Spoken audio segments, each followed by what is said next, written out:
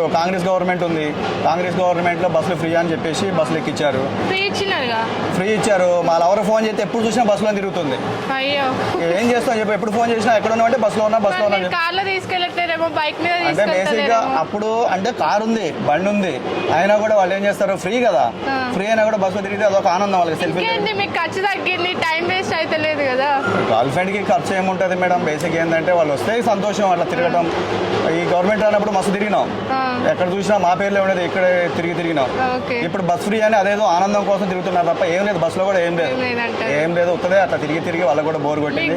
ఇద్దరు కలిసి తిరిగేటోళ్ళు అంటే మాకు ఇయ్యపోయినా కూడా మేము టికెట్ లేక తీసుకోకుండా ఎక్కినాం, కొన్ని రోజులు ఎక్కి తిరిగినాం మేము కూడా. అప్పుడప్పుడు టీసీ వచ్చినప్పుడు ఫైన్ కూడా కట్టినాం, 1000 రూపాయలు అట్లా ఫైన్ కూడా కట్టినాం. అదొక సరదా అంతే. అది బస్ ఫ్రీ అయినంత మాత్రాన ఎక్కువ యూజ్ లేదంటారా ఫ్రీ బస్ వల్ల? యూజ్ ఏముంటుంది మేడం, ఫ్రీ బస్ వల్ల ఏం యూజ్ ఉండదు. ఏదో జస్ట్ ఏంటంటే ఇక్కడ ఫర్ ఎగ్జాంపుల్ చాయ్ ఫ్రీ అనుకోండి,